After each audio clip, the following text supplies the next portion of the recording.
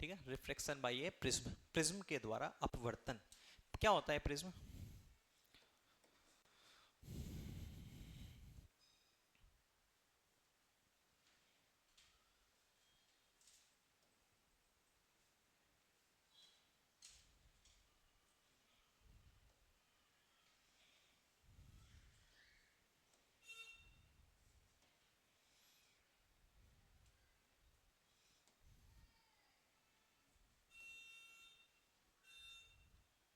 ऐसा कुछ देखा है? प्रिज्म होता है एक्चुअल में ऐसा, ठीक है, ऐसा कुछ होता है, इसकी ये इससे जुड़ी हुई है, इस टाइप का, ठीक है ना। कितनी रेक्टेंगल सरफेसेस हैं? आयताकार कितनी सरफेस हैं? 3। त्रिभुजाकार? ट्रायंगुलर? ये और दिक्कत होती है, ऐसे रेक्टेंगल बोल दिया हिंदी मीडियम वाले हैं। आयताकार सरफेस कितनी है? 3। और अरे एक same to same opposite side में, ये वाली 2, एंड थर्ड वन इज नीचे वाली, ठीक है ना। 3 तो होती है रेक्टेंगल सरफेस, 2 होती है triangular surface. Clear? Triangular surface prism को रखते हैं कैसे, ये पता है तुम्हें? प्रैक्टिकल किया है 12th क्लास में? कैसा, कुछ देखा उसमें? यस और नो? प्रिज्म को अगर एक्चुअल देखेंगे अपन तो ऐसा दिखेगा ना, फिर वो यहां से तुम्हें ऐसे घिरा हुआ सा दिखता है, यस और नो? बीच में से, यस और नो? ड्यू टू रिफ्रैक्शन, इनकी स्लाइड्स का आपस में रिफ्रैक्शन हो जाता है, तो इसलिए प्रिज्म अपने को एक्चुअल प्रिज्म नहीं दिखता, ऐसा दिखता है कि बीच में से ऐसे ऊपर उठा हुआ है, जब उसको नीचे रेक्टेंगल सरफेस के थ्रू रखते हैं, ठीक है ना। ये वाली सरफेस उठी हुई सी दिखती है। देखा प्रिज्म कभी? देखा है? तो उसमें तुम्हें क्या दिखता है? कभी भी हम एक लाइट डालते हैं इधर से प्रिज्म पर, तो यहाँ से बहुत सारी लाइट निकलती है, व्हाइट लाइट डिस्पर्स हो जाती है, आगे पढ़ाऊंगा डिस्पर्जन ऑफ लाइट, ठीक है। व्हाइट लाइट डिस्पर्स हो जाती है और 7 कलरों में बढ़ जाती है। कौन कौन से? विवग्योर, VIVGYOR, इन 7 कलरों में बढ़ जाती है। ये तो प्रिज्म का फिनोमेना होता है क्या? डिस्पर्जन। हिंदी में क्या बोलते हैं? प्रकीर्णन। प्रकीर्णन ना, हाँ। तो ये अपने पास फिनोमेना क्या होता है? Dispersion of light. लेकिन अपन पढ़ेंगे क्या? रिफ्रैक्शन बाय ए प्रिज्म, मतलब कि प्रिज्म से रिफ्रैक्शन भी होता है, ठीक है ना। कंसीडर करेंगे लाइट पड़ रही है इधर से, लाइट कहाँ से पड़ रही है? इस साइड से, एक एक रेक्टेंगल सरफेस आयताकार सतह पर गिर रही है और इस आयताकार सतह से निकल रही है, तो अपने को सामने से देखेंगे क्या दिखेगा? ट्राइंगल। और तो उस ट्राइंगल का फ्रंट भी हमने कंसीडर कर लिया, ठीक है ना। अब यहाँ पे अपन पूरा डेरिवेशन वगैरह जो करेंगे ट्राइंगल सरफेस से। ट्राइंगल सरफेस का मतलब समझ में आ गया ना तुम्हें? 3D में समझ में आ गया क्या है? कि प्रिज्म रखा हुआ है ऐसे, ठीक है ना। सीधा जाएं, सबसे पहली बात करते हैं, व्हाट इज दिस एंगल? ए। क्या बोलते हैं इसको? प्रिज्म एंगल, ठीक है ना। प्रिज्म कोण क्या होता है? ए। अगर इस प्रिज्म कोण पर कोई लाइट आई, इंसिडेंट रे आई, इसका हम नॉर्मल की बात कर लेते हैं,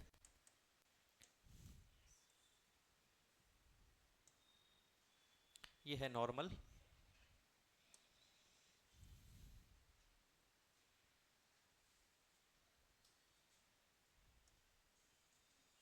ठीक है।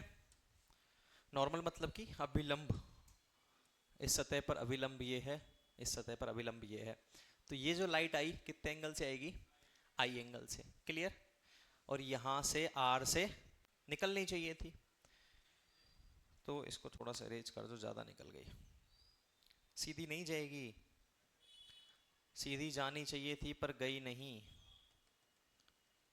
सीधी नहीं जाएगी, कुछ ना कुछ रिफ्लेक्शन होगा और वो इधर बेंड हो जाएगी। ये वाला एंगल क्या हो गया अपने पास?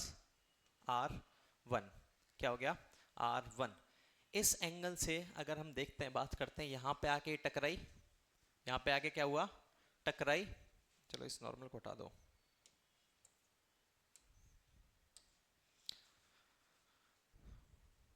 यहां से आके टकराई, यहां पे क्या होगा? वापस वापस यहां पे एक रिफ्लेक्शन हुआ, यस और नो? रिफ्लेक्शन क्यों हुआ? क्योंकि ये रेरर से डेंसर मीडियम में गई है। यहां पे क्या हुआ था? ये रेरर मीडियम से डेंसर मीडियम में गई है। अच्छा, मैंने रेरर और डेंसर क्यों लिखा है? ये किस रेस्पेक्ट में लिखा है? क्योंकि यहां पर है एयर, और एयर का म्यू 1, प्रिज्म होता है ग्लास का, और ग्लास का मीडियम रिफ्रैक्टिव इंडेक्स 3/2 या 3/4? 3/4, 3/2, 3/4 किसका होता है? पढ़ने के लिए बोला था, इवन मैंने लिखा भी दिया था यहाँ। यार क्या करते हो तुम जाके? 3/4 किसका होता है?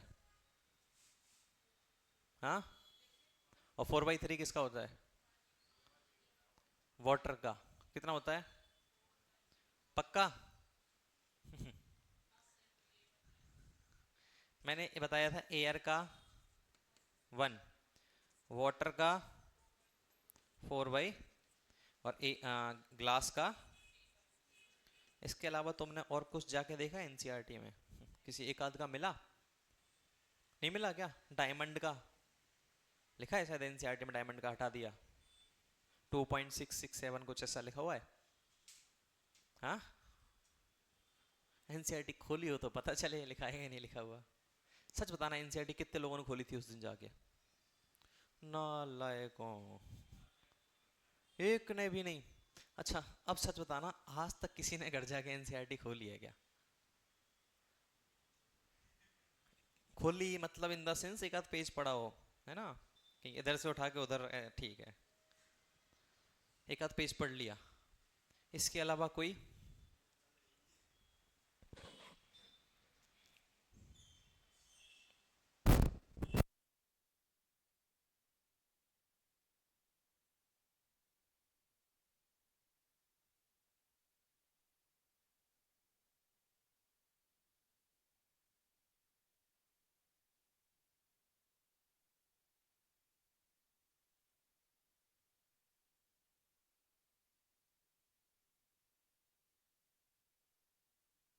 देखो ये मीडियम है रेयरर। ये है डेंसर। इसको डेंसर क्यों बोला? क्योंकि ये इसके रेस्पेक्ट में डेंस है, ठीक है ना। अब ये डेंस है तो ये वाला भी क्या होगा? रेयरर होगा, क्योंकि ये सेम है, ये इसके रेस्पेक्ट में रेयरर हो जाएगा। तुमसे बात करना बेकार है, मैं सदमे में आ जाऊंगा। अच्छा, ये जो है अपने पास, यहाँ पे मान लेते हैं हम नॉर्मल। यहाँ पे क्या मान लेते हैं? नॉर्मल। तो ये जो किधर जाएगी? डेंसर से रेरर जाती है तो away to normal, towards to normal. मन से? हाँ, मन से दे रहा है क्या? याद है? डेंसर से अगर रेरर जाती है तो क्या लिखाया था? Away to normal. तो इस नॉर्मल से ये वाला जो कौन है, इससे तो ज्यादा ही होगा। यस और नो? अवे टू नॉर्मल है तो मान लेते हैं ये, और इस एंगल को मान लेते हैं हम क्या? ई। ठीक है ना, निर्गत कौन जिसको बोलते हैं हिंदी में। ठीक है, फाइनल रिफ्रैक्टिव एंगल, मतलब फाइनली जो रिफ्रैक्टिव हुआ है। यहाँ पे ये वाला अपने पास इनिशियल रिफ्रैक्टिव एंगल, ये वाला इसके लिए क्या हो जाएगा अपने पास? R2 इसको लिख देते हैं, जबकि R2 बोल सकते हैं लेकिन लिखना इसको चाहिए I2 एक तरह से, क्योंकि इस वाली सरफेस के लिए काम का कर रहा है इंसिडेंस का। यस और नो? इस वाली सरफेस के लिए ये वाला कौन किसका काम कर रहा है? आपतित किरण का काम कर रही है, नहीं कर रही है? बहुत जगह इसको R2 लिखा जाता है R2, वरना इसको एक्चुअल में जब तुम आगे पढ़ोगे तो लिखा मिलेगा I2। क्यों लिखा मिलेगा? यहाँ पे I हो गया तो ये I2 क्यों? क्योंकि ये इस सरफेस के लिए इंसिडेंट एंगल का काम कर रहा है, ठीक है ना। और ये वाला अपने पास क्या हो गया? फाइनल रिफ्रैक्टिव एंगल, निर्गत कौन, ठीक है ना, दैट इज E। तो ये एंगल है अपने पास A, ये वाला एंगल है E। तो प्रिज्म के लिए अगर बात करें, अब देखो एक चीज बताओ, ये वाला कौन, ये लाइन जो है वो जानी तो ऐसे चाहिए थी, यस और नो? पर जाके सर ये सीधी सी लग रही है ना एकदम, ये वाली लाइन इसके सीधे में एकदम। इसको थोड़ा सा बड़ा कर देते हैं, अब ठीक है। ये एंगल हो गया E। तो ये वाली लाइन जो आई थी, इंसिडेंट रे जो आई थी, लाइट रे, ये जानी तो चाहिए थी ऐसे, पर ऐसे ना जाकर ये गई कहाँ है? इधर। तो ये अपने पास कितना बड़ा क्या हो गया इसका? Deviation, that is delta. Deviation बोले तो विचलन। ये लाइन इस लाइन से विचलित होकर के यहां जा रही है फाइनली, तो ये क्या कहलाता है अपने पास? डेविएशन, विचलन। पहले डायग्राम बना लो, फिर लिखाते हैं थोड़ी बहुत चीजें प्रिज्म के बारे में।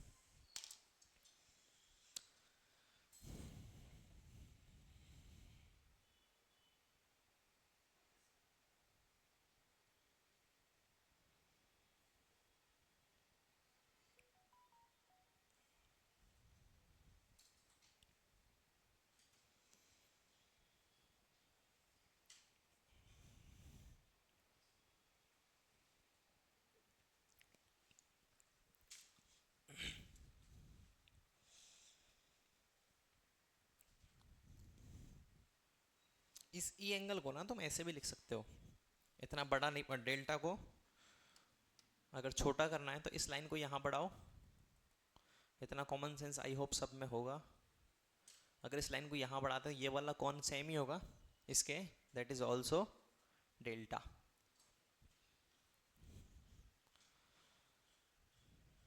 अब यहाँ से करते हैं कुछ न्यूमेरिक मतलब डेरिवेशंस छोटे छोटे।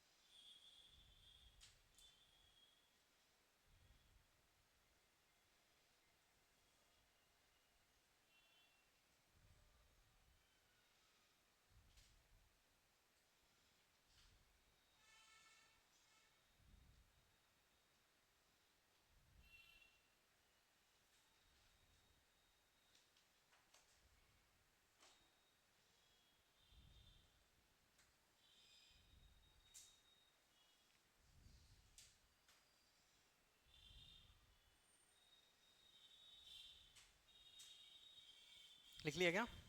अमेजोन की सेल स्टार्ट हो गई आज से, है ना?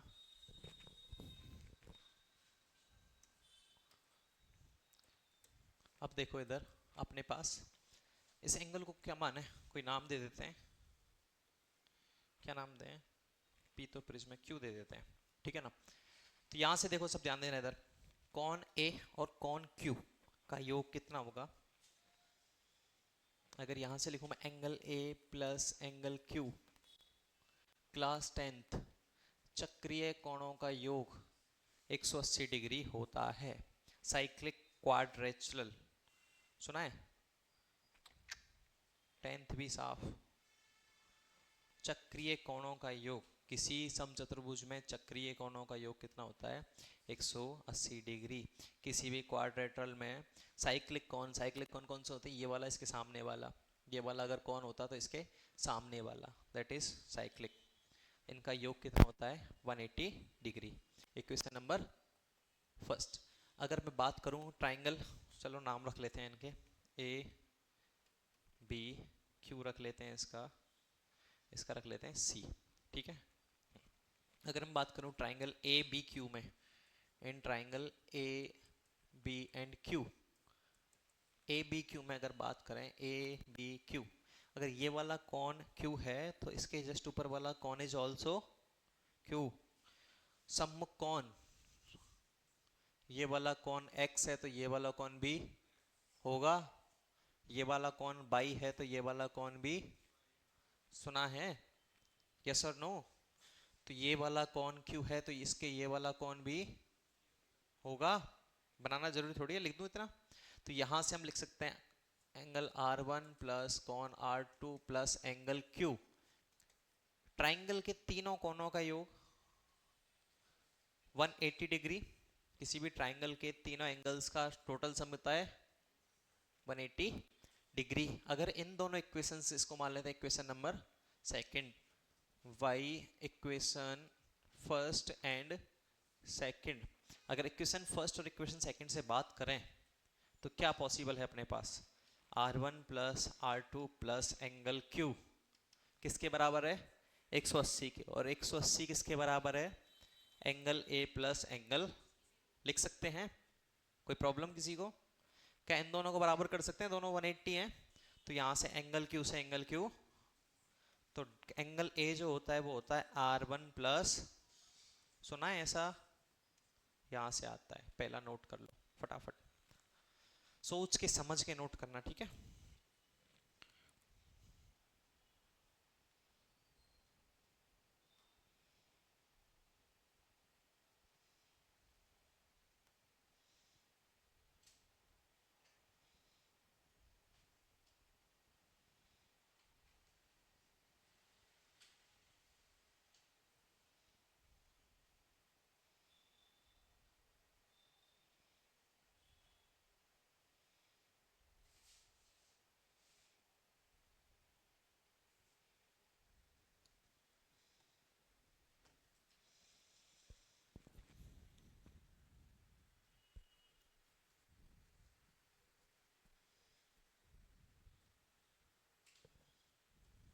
देखो बहुत सारी बुक्स में ना I1 I2 ऐसा लिखा मिलता है, डेल्टा जो होता है I1 प्लस I2 माइनस ए, ठीक है ना। लेकिन रेफर्ड बुक उठाओगे, चलो पहले नोट कर लो, इधर के कान से सुनते हो उधर के से निकालते हो फिर एग्जाम में सारे कॉन्सेप्ट निकल जाते हैं। कर लिया। प्रिज्म कॉन जो होता है वो किसके बराबर होता है, अंदर के दोनों रिफ्रैक्टिव कोनों के बराबर होता है, ठीक है। पहला ये। दूसरा देखो बहुत सारी बुक्स में डेल मिलेगा तुम्हें, डेविएशन जो होगा वो होगा I1 प्लस I2 माइनस ए। कैसे आया मैं बताऊंगा अभी।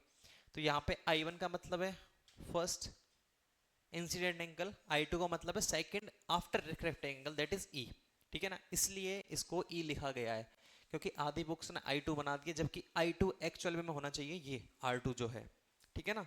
तो इसलिए इसको हटा के E लिखा हुआ है। तो हम चलेंगे E से ही एकदम सिस्टम से। ये लिख लिया ना सबने, और ये वाला पार्ट लिख लिया ना, अब दिख रहा है ना। और नहीं भी दिख रहा तो जरूरत नहीं है इसकी अब, ठीक है। सेकंड बात करते हैं डेल्टा की, डेविएशन कितना होगा। डेविएशन निकालना है तो कैसे निकाल सकते हैं, सोच सकते हो कुछ। ये अपने पास एंगल है C। अच्छा ये जो पूरी लाइन है, ये वाली पूरी लाइन है, ये कितनी होगी 180 डिग्री, यस और नो। डेल्टा निकालना है, ये वाला कौन अपने को पता चल जाए, इधर वाला ये वाला, तो 180 में से इसको माइनस कर दे, डेल्टा बच जाएगा। यहाँ तक समझ में आया क्या बोलना चाह रहा हूँ मैं, कि ये जो लाइन है अपने पास, ये वाली जो लाइन है अपने पास, अगर ये 180 डिग्री है, ठीक है ना, 180 डिग्री है, ये वाला कौन डेल्टा है। अगर ये वाला एंगल अपने को पता चल जाए तो 180 में से इसको माइनस करेंगे, डेल्टा बच जाएगा। 180 में से इसको माइनस करेंगे तो क्या बच जाएगा अपने पास, डेल्टा। इसको निकालने के लिए अपने पास ये वाले कौन है ही, एक और एक दो हैं क्या, कैसे हैं देखो इधर ध्यान से सुनना। ये वाला एंगल कितना है आई, तो ये क्रॉस कर गया तो ये वाला पूरा एंगल आई होगा नहीं होगा, यस और नो, यस और नो। तो ये वाला जो एंगल है क्या हो जाएगा आई माइनस R1, यस और नो। तो इस वाले एंगल को अपने पास आ गया आई माइनस R1, क्लियर। ऐसे अगर इधर देखें तो that is angle E, cross कर गया पूरा, तो ये वाला एंगल कितना E कंप्लीट, तो यहां से इतना सा एंगल जो हो जाएगा E माइनस R2। इस लाइन को कैसे मिटाएं, अच्छा जा सकती है क्या, हट।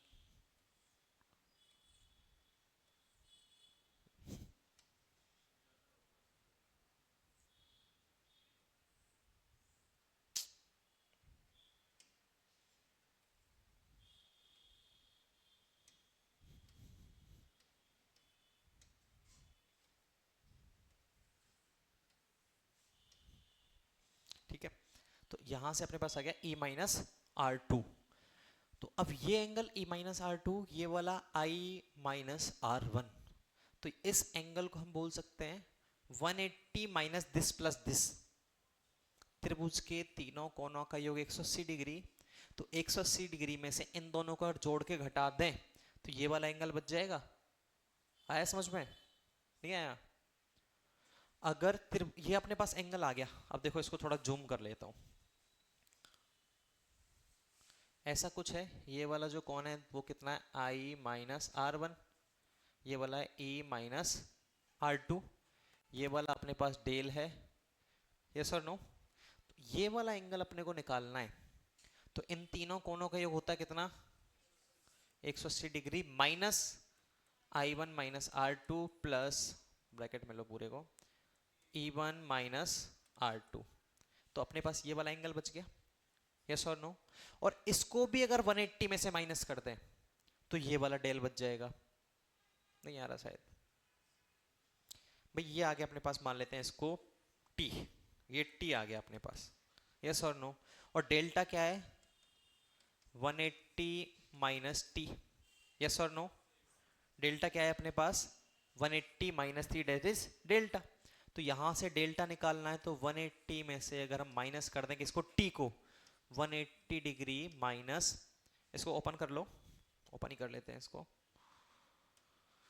ये हो जाएगा माइनस, ये हो जाएगा प्लस R1, ये हो जाएगा minus E plus R2। Clear? तो यहां से डेल्टा आ गया अपने पास 180 में से 180 कट गया, 180 में से 180 माइनस किया 0, माइनस को मल्टीप्लाई हो जाएगा प्लस। तो i one minus r one, sorry i minus r one plus E minus R2, क्यों माइनस को गुना कर दिया अंदर, ठीक है। तो यहां से डेल्टा जो हो गया अपने पास, यहां से डेल्टा हो गया अपने पास क्या, अब देखो आई प्लस ई, आई प्लस ई, माइनस कॉमन लिया, अंदर बच गया R1 प्लस R2, और R1 प्लस R2 क्या होता है, एंगल A। तो I plus E minus A, यहां से आता है ये, ठीक है, ऐसे आता है ये I plus E minus A। चाहो तो नोट डाउन कर सकते हो। इनकी डेरिवेशन इसलिए करा रहा हूं कि बहुत बार फॉर्मूले में कंफ्यूजन होता है, और छोटा सा डेरिवेशन है, एंगल समझना है, कोई डेरिवेशन नहीं है ये। हाँ लिख लो यार, थोड़ी सी मेहनत तुम भी कर लो। समझ में आ गया ना कैसे आया I plus E minus A।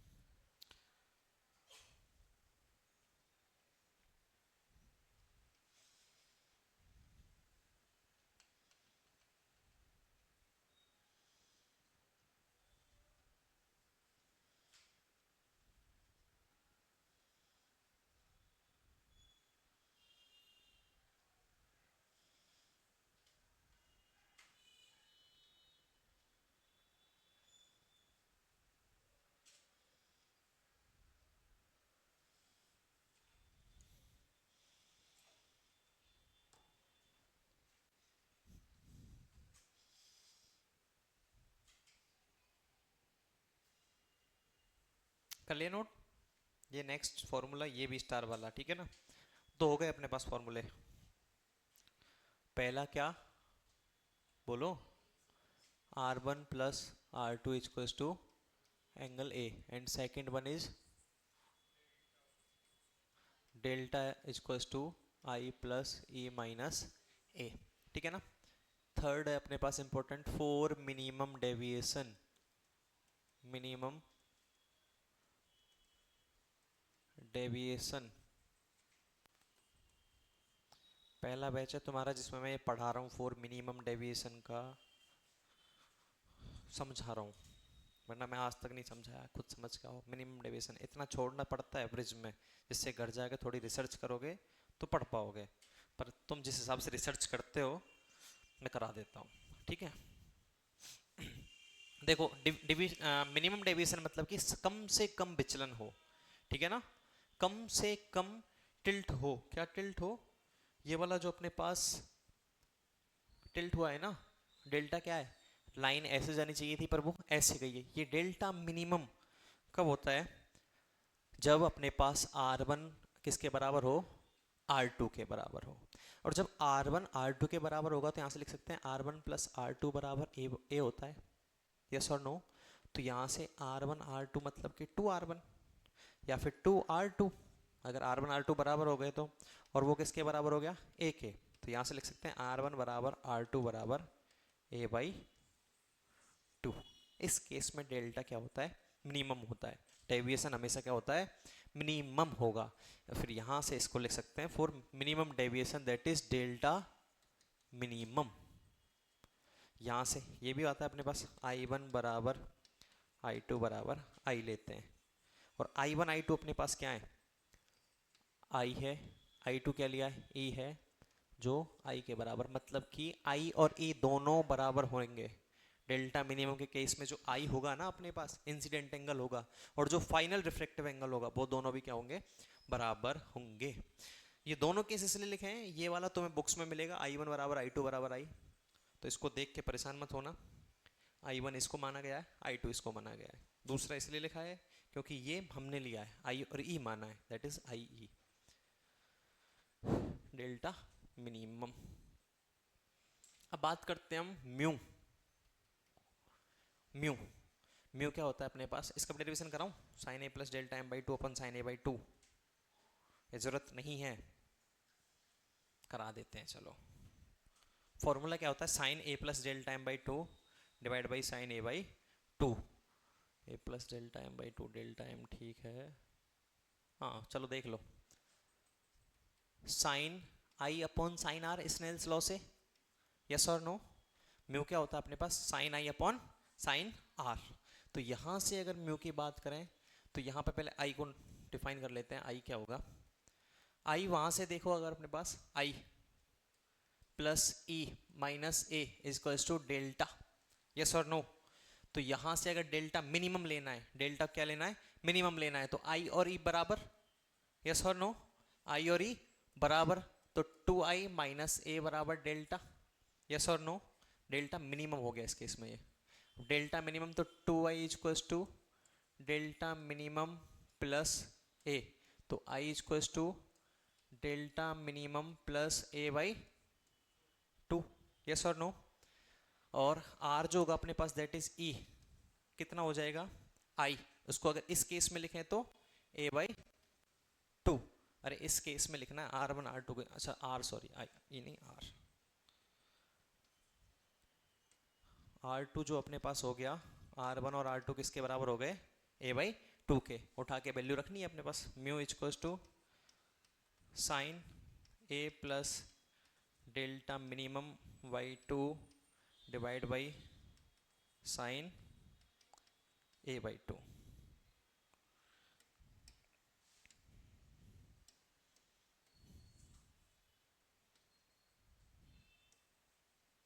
ठीक है, ये है इंपॉर्टेंट फॉर्मूला, इसको विशेष ध्यान रखना,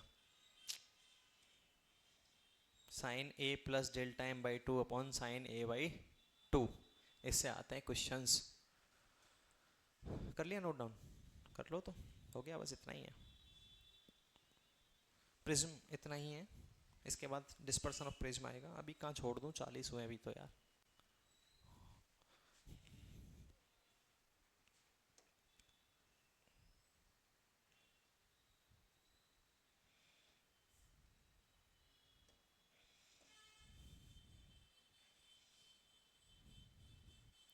ठीक है, रेड से भी अच्छी इंटेंसिटी आती है ना, रेड कलर से भी सही आती है ना, ब्लैक के बजाय रेड थोड़ा सॉफ्ट भी लगता है, क्यों आती है रेड से इंटेंसिटी, एक ही चीज वेवलेंथ ज्यादा होती है रेड की कम होती है, हाँ फ्रीक्वेंसी ज्यादा होती है, अच्छा रेड की वेवलेंथ ज्यादा होती है, फ्रीक्वेंसी ज्यादा होती है, बताना कौन बोला कम होती है, मैं आगे गया था तो, हाँ क्या, वेवलेंथ ज्यादा होती है और फ्रीक्वेंसी, कल सबकी वेवलेंथ और फ्रीक्वेंसी लिख के लाओगे, ठीक है, स्पेशली तुम्हारे लिए, फालतू में चलते हुए आदमी को सर ले लेते हैं।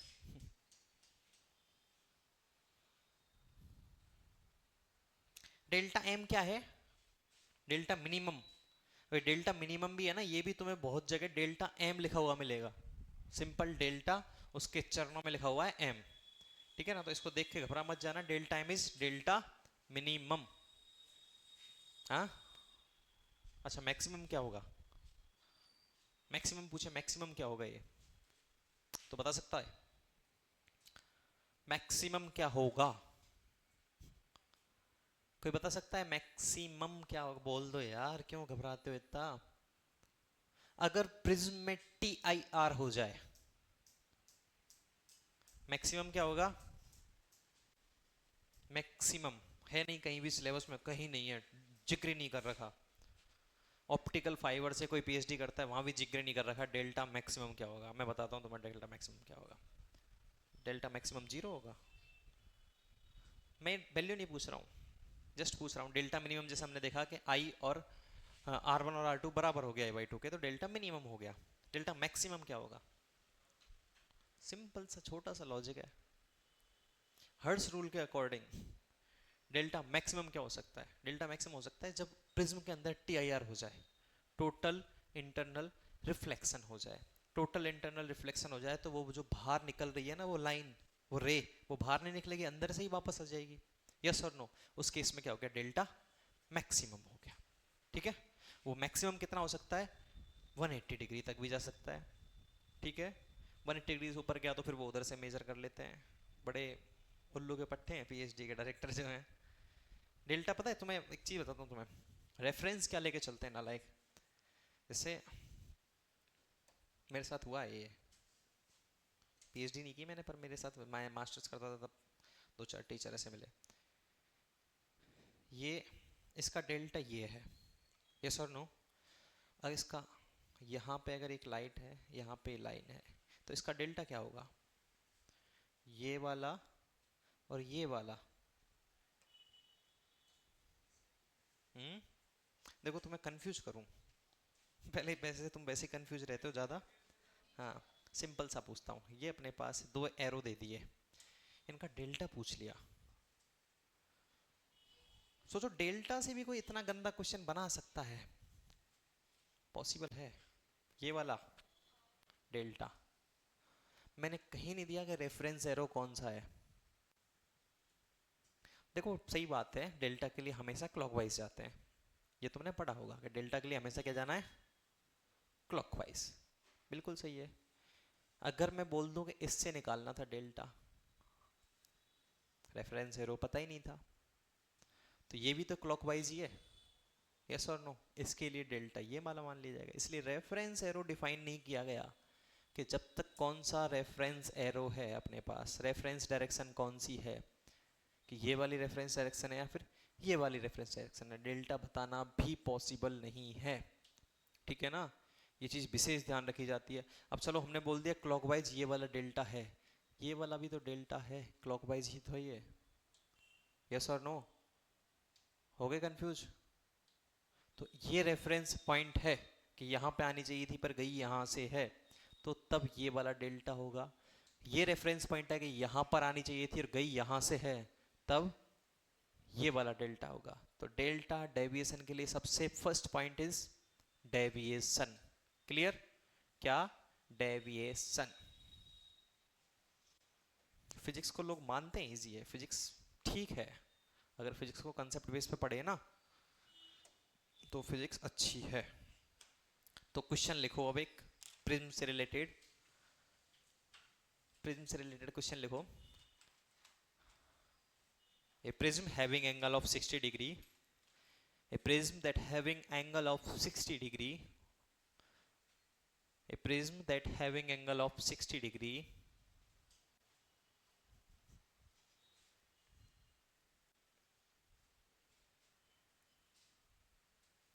comma, a ray of light incident at angle of 30 degree, comma, a ray of light incident at surface with 30 degree, with 30 degree from surface, with 30 degree from surface। Question घूम गया है ना? 30 डिग्री फ्रॉम सरफेस।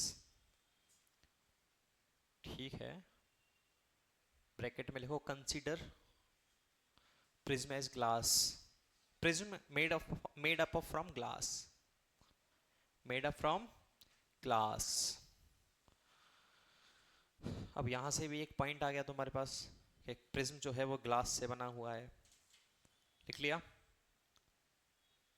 ठीक है, अब लिखो आगे 60, ये एंगल निकाल लोगे, फिर यहां से ये निकाल लोगे।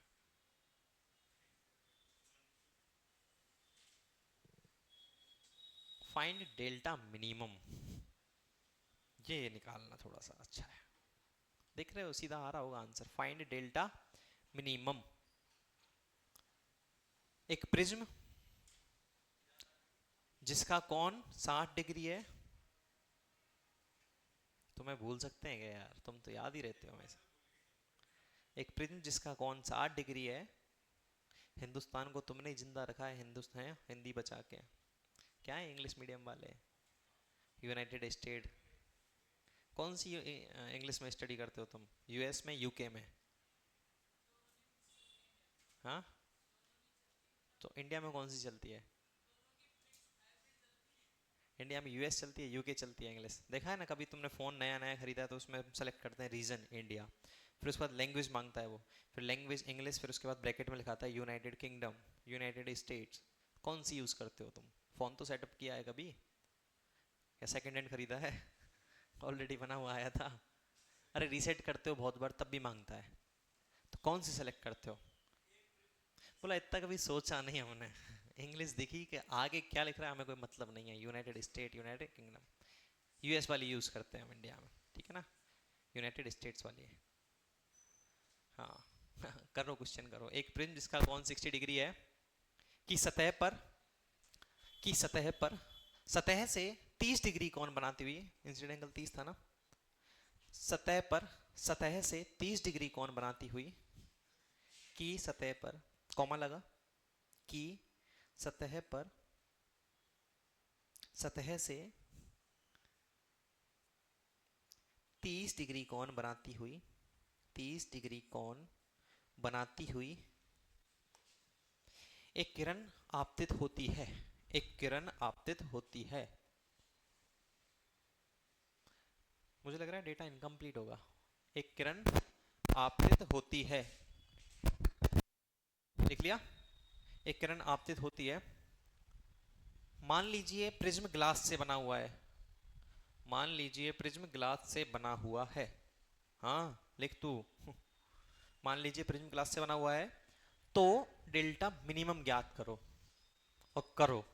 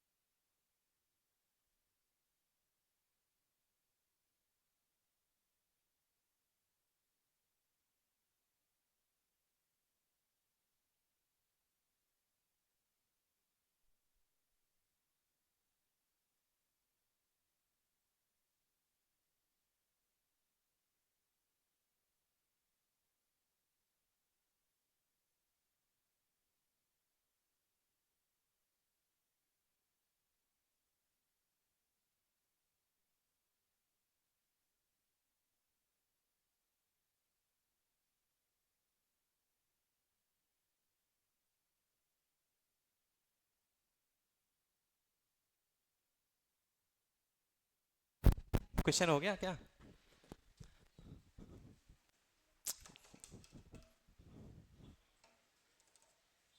आज मुझे पहली बार प्राउड हुआ, कैच लिया है मैंने, कितना बढ़िया।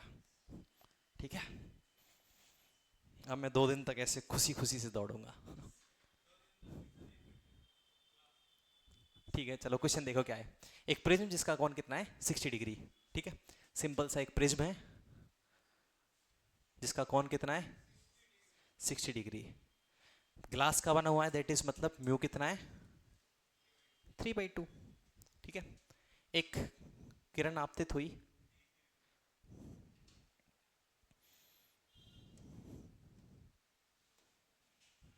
किरण गलत जगह आपतित हो गई। किरण आपतित हुई 30 डिग्री, 30 डिग्री सतह से, तो नॉर्मल से कितना हो गया, ये तो पता ही नहीं चला। ये देखा तुमने, ये 30 डिग्री सतह से है, तो नॉर्मल से कितनी हो गई? कितने लोगों ने कंसिडर किया था ऐसे, सच बताना। 30 डिग्री इंसिडेंट एंगल लिया, ये किया ना? ठीक है गुड। ये अगर अपने पास 60 डिग्री है, ये 600 क्यों लग रहा है? ये अपने पास कितना हो गया, 60 डिग्री।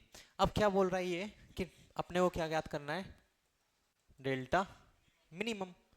सिंपल सा है, डेल्टा मिनिमम अपने पास क्या होता है, आई प्लस ई माइनस ए, यस और नो, या फिर 2i माइनस ए। मिनिमम का केस आ गया, मिनिमम मतलब कि i और वो e बराबर होंगे, और i और e बराबर हुए तो i और e बराबर मतलब 2i माइनस ए। आई कितना है, माइनस ए कितना है, आंसर विल बी 120 माइनस 60। था इस क्वेश्चन में कुछ, आंसर क्यों नहीं आया, आया किसी का 60 डिग्री, आ गया, गुड, नहीं आया, क्यों, हाँ क्यों नहीं आया, मुझे लग रहा है तुम्हारा ऑप्टिक्स अच्छे से पढ़ा है तुमने, 12th में पढ़ा है, तो क्यों नहीं आया आंसर फिर, हाँ, अरे सिंपल सा आया ना समझ में, डेल्टा क्या आया था, I plus E minus A, for delta minimum, for delta minimum, I जो होता है वो किसके बराबर होता है, ई के बराबर होता है, और आई और ई बराबर किसके होते हैं, ए बाई टू के, sorry r one plus r two होते हैं ए बाई टू के बराबर। सिंपल सा क्वेश्चन, इससे सिंपल क्वेश्चन हो नहीं सकता प्रिज्म का कोई। Next question, A prism of angle 60 degree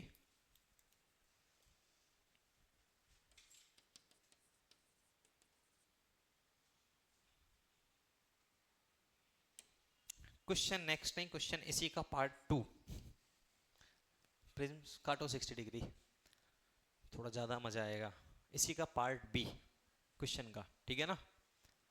अगर प्रिज्म को, अगर प्रिज्म को ग्लास की जगह, ग्लास की जगह किसी और वस्तु से बनाया गया है, यह माना जाता है कि अगर प्रिज्म को, हाँ हाँ, जरूरी नहीं है ग्लास से भी बना हो, माना गया है ना यह माना जाता है कि अगर प्रिज्म को ग्लास की जगह किसी और वस्तु से बनाया गया हो तो अपवर्तनांक ज्ञात करो। बस डेटा तुम्हारे पास पूरा है, डेटा आई थिंक है, शुरू हो जाओ।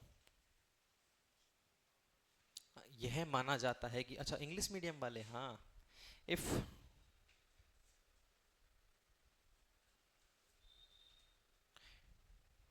it to be supposed, if it to be supposed, यह माना जाता है, समझ गए ना, यदि यह माना जाता है, if it to be supposed that prism is made up from, that prism is made up from, made up from any other material, any other material, find refractive index of that material, find refractive index of that material। अगर इस prism को suppose करो glass से नहीं बनाया गया है, किसी और मटेरियल से बनाया गया है, पहले मैंने क्या लिखा, considered that it made up from glass, अब मान लेते हैं कि इसको कंसिडर नहीं कर रहे हैं हम ग्लास की तरह, इसको किसी और एनी मटेरियल से बनाया गया है, तो उस मटेरियल का अपने पास क्या निकालना है, म्यू, रिफ्रैक्टिव इंडेक्स निकालना है, तो निकालो रिफ्रैक्टिव इंडेक्स कितना होगा, अगर ग्लास से बना हुआ है तो सेम आ जाएगा, और कुछ होगा तो म्यू आ जाएगा, निकालो। इस क्वेश्चन में सोचने की जरूरत नहीं है, उठाओ फॉर्मूला और शुरू हो जाओ।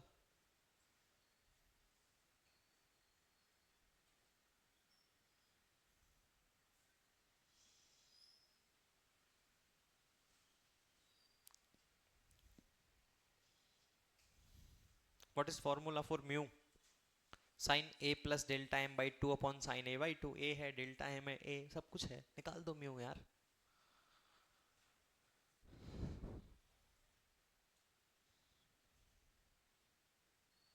हाँ भाई निकाल दिया, क्या आया, हाँ, √3 ए म्यू, हाँ, √3,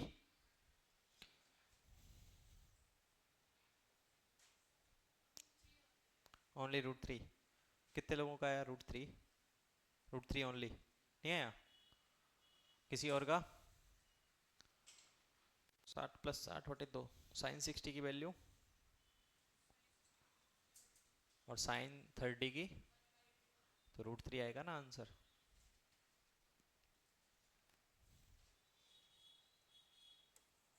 देखो इधर,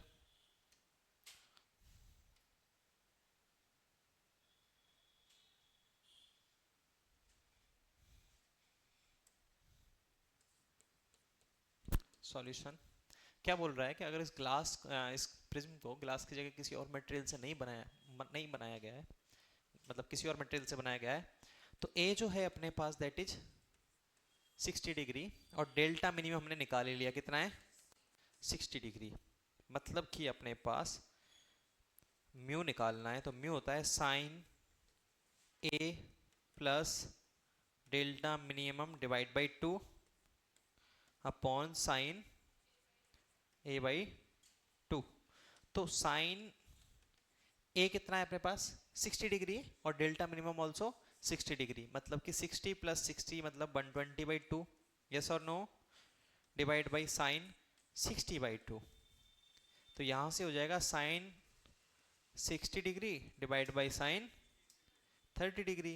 साइन 60 की वैल्यू √3/2 और साइन 30 की वैल्यू √3/2 और साइन 30 की 1/2 से √3। तो क्या वास्तव में ये ग्लास का था? नहीं था, ग्लास का नहीं था। ये किसका था? जिसका म्यू √3 हो। हमें भी नहीं पता कौन से ऑब्जेक्ट का √3 होता है। ऐसे देख रहे हैं ये किसका था? ये लकड़ी का था। लकड़ी का म्यू तो बहुत ज्यादा होता है, पता है ना, जिसमें से लाइट क्रॉस नहीं कर सकती उसका म्यू तो बहुत ज्यादा होता चला जाएगा। लकड़ी का तो इनफाइनाइट बोल दें, टेंडिंग टू इनफाइनाइट होगा तो इसमें से क्या लाइट क्रॉस कर सकती है? इधर से लाइट डाल के इधर देख लोगे कुछ? नहीं ना, इतना दिमाग है। तो इसलिए इसे बोल रहे हैं इसका म्यू तो बहुत ज्यादा होगा। गिर जाए यार, कौन खींच लेगा बार बार। ठीक है, ये √3। अब यहां से एक चीज समझो, एक कंसेप्ट समझाते हैं यहां से, थोड़ा सा छोटा सा लॉजिक। कि अपने पास जो प्रिज्म था, इसके बाहर था 1 और ये अंदर है √3। 1 और √3 की वैल्यू 1.7 अप्रॉक्स 732 है ना, 1.7 ही मान लेते हैं। ठीक है, इसकी वैल्यू 1 और इसकी वैल्यू 1.7, ग्लास की 1.5। तो ग्लास से भी ज्यादा रिफ्रैक्टिव इंडेक्स है। रिफ्रैक्टिव इंडेक्स कितना है? ग्लास से भी ज्यादा। कंसेप्ट क्लियर समझना, आउट ऑफ सिलेबस चीज बता रहा हूँ, बताने को तो खैर, पर थोड़ा सा समझ लो। ये 1, ये 1.7 और एक्चुअल में ग्लास का होता है 1.5। म्यू जो होता है sine A plus del m by 2 divide by sign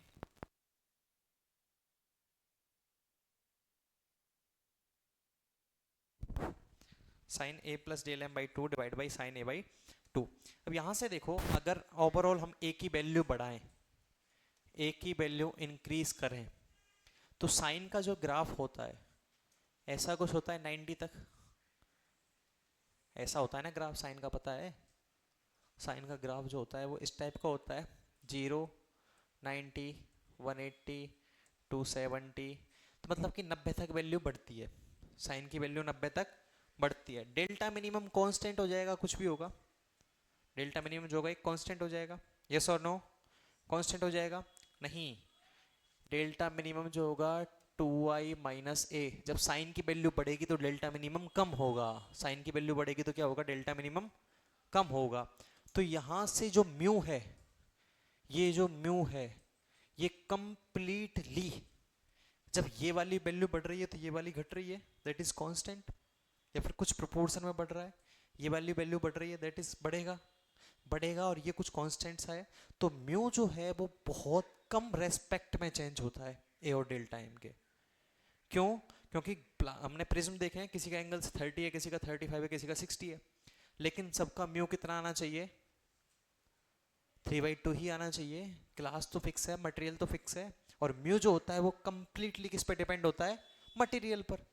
भाई म्यू जो होता है किसी भी ऑब्जेक्ट का, वो क्या होता है कि उस ऑब्जेक्ट जो जिस चीज से बना है उसका रिफ्रैक्टिव इंडेक्स कितना है, यस और नो? तो म्यू को इस फॉर्मूले से फ्री होना पड़ेगा, तभी तो वो अपने आप को डिफाइन कर पाएगा, वरना एक बार वैल्यू चेंज हुई म्यू चेंज हो गया, ऐसा पॉसिबल है? नहीं है। म्यू बार बार थोड़ी चेंज हो सकता है, म्यू बार बार चेंज नहीं होगा। तो इसलिए ए की वैल्यू बहुत ज्यादा बढ़ेगी, डेल्टा की वैल्यू उसको कांस्टेंट रखेगी, लगभग कांस्टेंट रखेगी, और जिस प्रोपोर्शन में ये बढ़ेगा तो इसकी वैल्यू लगभग लगभग कांस्टेंट रहती है। ठीक है ना? तो कम तुमसे पूछ ले कि म्यू किस पर डिपेंड करता है, तो ना तो ए लगाना डेल्टा एम लगाना, म्यू करता है वस्तु पर डिपेंड, ऑब्जेक्ट के मटेरियल पर डिपेंड करता है। बहुत सारे लोग यहाँ से फॉर्मूला देख के सीधा लगा देंगे ए प्रिज्म एंगल पे डिपेंड करता है, डेल्टा एम पे डिपेंड करता है, नहीं करता। डेल्टा एम और ए डिपेंड करते हैं म्यू पर, जिस हिसाब का ऑब्जेक्ट है, जिस जैसा उसका मटेरियल है ना, उस हिसाब का उसका डेल्टा एम आएगा। सपोज करो हमने इसको क्या लिया, ग्लास लिया, तो उसके लिए डेल्टा मिनिमम आ गया 30 डिग्री। अगर हम इसको वाटर लेते हैं ना, तो डेल्टा मिनिमम जो होगा उसका चेंज हो जाएगा, वाटर के लिए चेंज हो जाएगा। सेम इंसिडेंट एंगल हो, सेम प्रिज्म एंगल लेके चले, पर डेल्टा एंगल क्या हो जाएगा उसका, चेंज हो जाएगा। इसलिए डेल्टा मिनिमम ए ये सब डिपेंड करते हैं म्यू पर, ना कि म्यू डिपेंड करता है इन सब पर। ठीक है ना? ओके, आज के लिए इतना ही, मिलते हैं नेक्स्ट क्लास में।